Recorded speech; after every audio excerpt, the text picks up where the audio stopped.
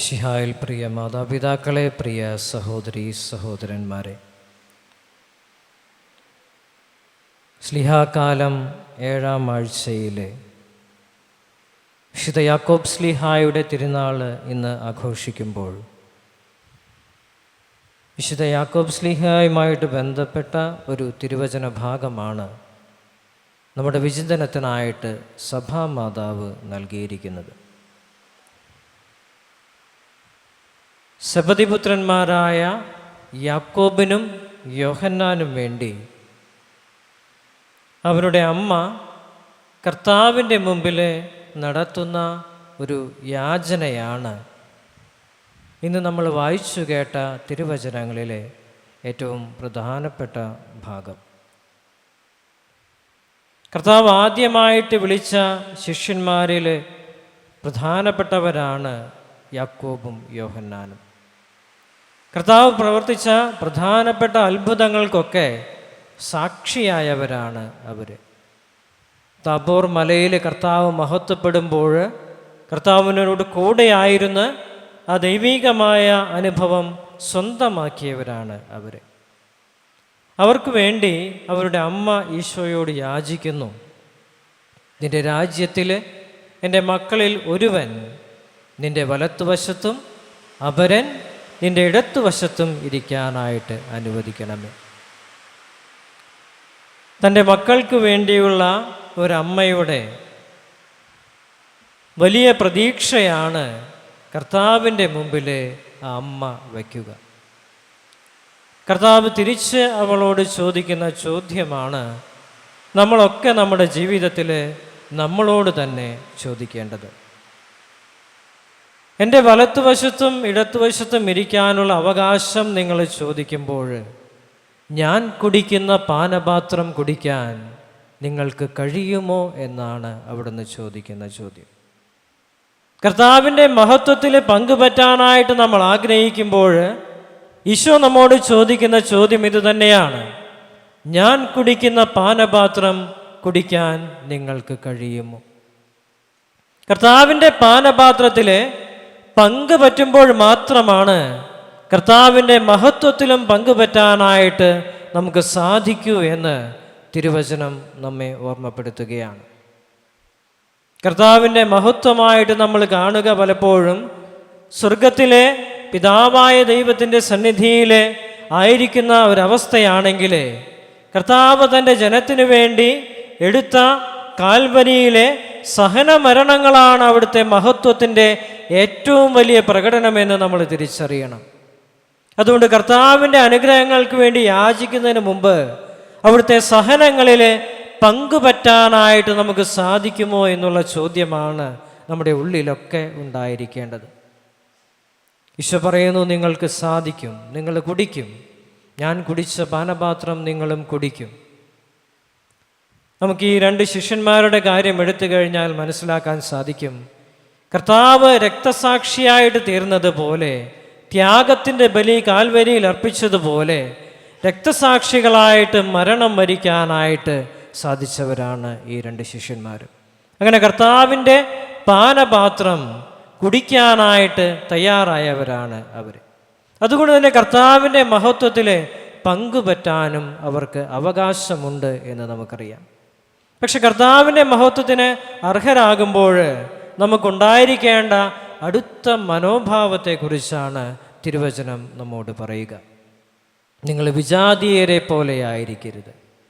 നിങ്ങളുടെ അധികാരങ്ങളും നിങ്ങളുടെ അനുഗ്രഹങ്ങളും ശുശ്രൂഷയ്ക്ക് വേണ്ടിയായിട്ട് മാറ്റിവെക്കാൻ നിങ്ങൾക്ക് സാധിക്കണം. കർത്താവിൻ്റെ കൃപകൾ നമ്മൾ സ്വീകരിക്കുന്നുണ്ടെങ്കിൽ അതൊരിക്കലും നമുക്ക് വേണ്ടിയല്ല എന്നുള്ള തിരിച്ചറിവാണ് ഒരു ശുശ്രൂഷകന് ഏറ്റവും പ്രധാനമായിട്ടുണ്ടാകേണ്ടത്. കർത്താവ് നമുക്ക് നൽകുന്ന ദാനങ്ങൾ, അനുഗ്രഹങ്ങൾ, വരങ്ങൾ എന്തു തന്നെയാണെങ്കിലും അത് മറ്റുള്ളവർക്ക് വേണ്ടി പ്രയോജനപ്പെടുത്താനായിട്ട്, നിസ്വാർത്ഥമായി മറ്റുള്ളവർക്ക് വേണ്ടി ചിന്തിക്കാനായിട്ട് എപ്പോഴും നമ്മൾ തയ്യാറാകുന്നുവോ അപ്പോഴാണ് അനുഗ്രഹങ്ങൾക്ക് യോജിച്ച മനുഷ്യരായിട്ട്, ശുശ്രൂഷകരായിട്ട്, ദാസരായിട്ട് നമ്മൾ മാറുക. അനുഗ്രഹങ്ങളുടെ പേരിൽ മറ്റുള്ളവരെക്കാൾ കൂടുതലായിട്ട് നമ്മൾ അഹങ്കരിക്കുകയും സ്വാർത്ഥമായിട്ട് ചിന്തിക്കുകയും ചെയ്യുന്നെങ്കിൽ നമ്മൾ വിജാതീയരെ പോലെ ആയി എന്ന് ഈശോ തിരുവചനത്തിൽ ഓർമ്മപ്പെടുത്തുകയാണ്. അതുകൊണ്ട് സ്നേഹമുള്ളവരെ, നമുക്ക് ആത്മപരിശോധന ചെയ്യാം. കർത്താവിൻ്റെ അനുഗ്രഹം പ്രാർത്ഥിക്കാനായിട്ട് കടന്നു വരുമ്പോൾ നമുക്ക് അവിടുത്തെ സഹനത്തിൽ പങ്കുപറ്റാനായിട്ട് മനസ്സുണ്ടോ? പരിതപിക്കാതെ, പിറുപിറുക്കാതെ, അസ്വസ്ഥപ്പെടാതെ കർത്താവ് നമ്മുടെ ജീവിതത്തിൽ തരുന്ന സഹനങ്ങളെ ഉൾക്കൊള്ളാൻ, സ്വീകരിക്കാൻ നമ്മുടെ മനസ്സ് പാകപ്പെടുന്നുണ്ടെങ്കിൽ കർത്താവിൻ്റെ അനുഗ്രഹങ്ങളെ സ്വീകരിക്കാൻ, മഹത്വത്തിൽ പങ്കുപറ്റാൻ നമ്മളും പാകപ്പെട്ടിരിക്കുന്നു. കർത്താവിൻ്റെ അനുഗ്രഹങ്ങൾ സ്വീകരിച്ചു കഴിയുമ്പോൾ അവയെ പൂർണ്ണമായും ദൈവമഹത്വത്തിനു വേണ്ടി, മറ്റുള്ളവർക്ക് വേണ്ടി പ്രയോജനപ്പെടുത്താനായിട്ട് നമുക്ക് സാധിക്കുന്നുണ്ടെങ്കിൽ നമ്മൾ കർത്താവ് ആഗ്രഹിക്കുന്ന ശുശ്രൂഷകരായിട്ട് മാറുന്നു. പലപ്പോഴും നമ്മുടെയൊക്കെ ജീവിതത്തിൽ സംഭവിക്കുന്ന വലിയ ഒരു പാളിച്ച എന്ന് പറയുന്നത്, അനുഗ്രഹങ്ങൾ സ്വീകരിച്ചു കഴിയുമ്പോൾ പലപ്പോഴും നമ്മൾ ദൈവത്തെയും ദൈവിക ശുശ്രൂഷകളെയും മറന്നു പോകുന്നു. അനുഗ്രഹങ്ങൾ ലഭിക്കുന്നത് വരെ എന്ത് ത്യാഗമെടുക്കാനും സഹനങ്ങളിലൂടെ കടന്നു പോകാനും മനസ്സുള്ളവരായിരുന്ന നമ്മൾ അനുഗ്രഹങ്ങൾ കിട്ടിക്കഴിയുമ്പോൾ ദൈവത്തെ മറന്നുകൊണ്ട്, ദൈവിക വഴികളെ മറന്നുകൊണ്ട് ജീവിക്കുന്നവരായിട്ട് മാറുന്നു. അതോടുകൂടെ നമുക്ക് ലഭിച്ച കൃപകളും ഫലം ചൂടാത്തവയായിട്ട് മാറുന്നു എന്ന് നമ്മൾ തിരിച്ചറിയണം. അതുകൊണ്ട് നമ്മുടെ മനസ്സിൽ ദൈവാനുഗ്രഹങ്ങൾ സ്വീകരിക്കുമ്പോൾ ദൈവത്തോട് ഉത്തരവാദിത്തമുള്ളവരാണ് എന്നുള്ള ചിന്തയോടെ ജീവിക്കാനായിട്ട് പരിശ്രമിക്കാം. മറ്റുള്ളവരെക്കാൾ വലിയവനായി തീരാനല്ല കർത്താവ് നമുക്ക് അനുഗ്രഹങ്ങൾ നൽകുന്നത്, മറിച്ച് മറ്റുള്ളവരുടെ ശുശ്രൂഷകനായിട്ട് മാറാനാണ്. നമ്മൾ വിചാരിക്കരുത് നമുക്ക് ദൈവം അനുഗ്രഹങ്ങൾ നൽകിയിട്ടില്ല എന്ന്. പലപ്പോഴും അനുഗ്രഹങ്ങളായിട്ട് ദൈവം നൽകിയിട്ടുള്ളത് പലതും അനുഗ്രഹങ്ങളായിട്ട് കണക്കാക്കാനായിട്ട് നമുക്ക് സാധിക്കുന്നില്ല എന്നുള്ളതാണ് നമ്മുടെ ഏറ്റവും വലിയ പ്രശ്നമെന്ന് പറയുന്നത്.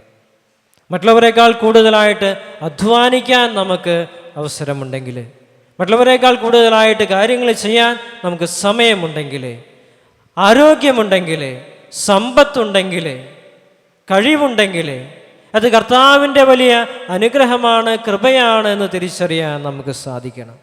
അത് മറ്റുള്ളവർക്ക് വേണ്ടി പ്രയോജനപ്പെടുത്താൻ നമുക്ക് കഴിയണം. അത് പലപ്പോഴും നമ്മൾ മറന്നു പോകുമ്പോഴാണ് ഫലമില്ലാത്ത അത്തിവൃക്ഷങ്ങളായിട്ട് ദൈവസന്നിധിയിൽ നമ്മൾ മാറുക. അതുകൊണ്ട് നമുക്ക് ദൈവസന്നിധിയിൽ പ്രാർത്ഥിക്കാം. കർത്താവേ, ഞങ്ങളെ വെട്ടിയൊരുക്കണമേ, നിൻ്റെ സഹനങ്ങളിൽ പങ്കുപറ്റാൻ, നിൻ്റെ കൃപയോട് നന്ദി പുലർത്താൻ, നീ ആഗ്രഹിക്കുന്ന മഹത്വത്തിലേക്ക് ഞങ്ങളുടെ ജീവിതങ്ങളെ നയിക്കാൻ ഞങ്ങളെ ശക്തിപ്പെടുത്തണമേ എന്ന് നമ്മൾ പ്രത്യേകം പ്രാർത്ഥിക്കാം. ദൈവിക വഴിയിൽ കടന്നു വരുമ്പോഴാണ് നമുക്ക് പലപ്പോഴും പ്രതിബന്ധങ്ങൾ ഉണ്ടാവുക. ആ പ്രതിബന്ധങ്ങൾ വലിയ പ്രതിബന്ധങ്ങളാകണമെന്നില്ല. തുടക്കത്തിൽ ചെറിയ പ്രതിബന്ധങ്ങളായിരിക്കും, കൊച്ചു കൊച്ചു സുഖസൗകര്യങ്ങളായിരിക്കും, കൊച്ചു കൊച്ചു അലസതകളായിരിക്കാം, കൊച്ചു കൊച്ചു ലോകത്തിൻ്റെതായിട്ടുള്ള ആകർഷണങ്ങളായിരിക്കാം. അതിലെ നമ്മൾ അകപ്പെട്ടു പോകുമ്പോൾ ദൈവിക വഴിയിൽ നിന്നും മാറിപ്പോകുന്ന സാഹചര്യങ്ങൾ, അനുഭവങ്ങൾ നമ്മുടെ ജീവിതത്തിലുണ്ടാകുന്നു. അതുകൊണ്ട് പരിശുദ്ധാത്മാവ് നൽകുന്ന വിവേകത്തോടെ കർത്താവിൻ്റെ വഴിയെ തിരഞ്ഞെടുക്കാനും, ഇടുങ്ങിയ വഴിയാണെങ്കിൽ കൂടി അത് കർത്താവിൻ്റെ വഴിയാണെന്നുള്ള തിരിച്ചറിവോടുകൂടെ മുന്നോട്ട് പോകാനും നമുക്ക് സാധിക്കണം. മറ്റുള്ളവർക്ക് അനുഗ്രഹങ്ങൾ ലഭിക്കുമ്പോൾ അസ്വസ്ഥമാകുന്ന, പിറുപിറുക്കുന്ന, പരിതപിക്കുന്ന മനസ്സല്ല, മറിച്ച് ദൈവത്തിൻ്റെ മഹത്വം പ്രകടമാകുന്നതിൽ നന്ദി പറയുന്ന മനസ്സാണ് എപ്പോഴും കർത്താവിൻ്റെ ദാസനുണ്ടായിരിക്കേണ്ടതെന്ന് നമ്മൾ തിരിച്ചറിയണം. ഈശോ ശിഷ്യന്മാരോടും പറയുന്നത് അത് തന്നെയാണ്. മറ്റുള്ളവരുടെ മുമ്പിൽ ശുശ്രൂഷകരായിട്ട്, ദാസരായിട്ട് തീരുക. ഒന്നാമനാകാൻ ആഗ്രഹിക്കുന്നെങ്കിൽ ഏറ്റവും വലിയ ദാസനായിട്ട് തീരാനായിട്ട് പരിശ്രമിക്കുക. ദൈവസന്നിധിയിൽ നമ്മൾ ചെയ്യുന്ന ഏറ്റവും നിസ്സാരമായ പ്രവൃത്തികൾ പോലും മഹത്വമുള്ളതായിട്ട് തീരുന്നു എന്ന് ഓർക്കുക. വിശുദ്ധരുടെ ജീവിതത്തിലൊക്കെ നമ്മൾ പരിശോധിക്കുമ്പോൾ നമുക്ക് കാണാൻ സാധിക്കും, എല്ലാ വിശുദ്ധരും വലിയ അത്ഭുതങ്ങൾ ചെയ്ത് മഹത്വം പ്രാപിച്ചവരല്ല, മറിച്ച് ചെറിയ കാര്യങ്ങളിൽ ദൈവത്തെ മഹത്വപ്പെടുത്താനായിട്ട് അവർ ശ്രമിച്ചപ്പോൾ, ചെറിയ കാര്യങ്ങളിൽ വിശ്വസ്തരായി തീരാൻ അവർ പരിശ്രമിച്ചപ്പോൾ വലിയ അനുഗ്രഹങ്ങൾ അവർ വഴി ദൈവം പ്രകടമാക്കി. നമുക്ക് ദൈവസന്നിധിയിൽ പ്രത്യേകം പ്രാർത്ഥിക്കാം. ഞങ്ങളുടെ ജീവിതങ്ങളെ അനുഗ്രഹിക്കണമേ, വിശുദ്ധീകരിക്കണമേ. നിൻ്റെ മഹത്വത്തിന് പാത്രമാകുവാനുള്ള ആത്മീയമായ ഒരുക്കം ഞങ്ങൾക്ക് നൽകണമേ. ഈ ലോകത്തിൻ്റേതായിട്ടുള്ള പ്രലോഭനങ്ങളിൽ അകപ്പെടാതെ കർത്താവിൻ്റെ കൃപയിൽ വസിക്കാനുള്ള വലിയ അനുഗ്രഹത്തിനായിട്ട് നമുക്ക് പ്രത്യേകം പ്രാർത്ഥിക്കാം. നമ്മെ തന്നെ സമർപ്പിക്കാം. ഈശോദിനായിട്ട് നമ്മെ ഓരോരുത്തരെയും തിരുരക്തത്താൽ വിശുദ്ധീകരിച്ച് അനുഗ്രഹിച്ച് ശക്തിപ്പെടുത്തട്ടെ.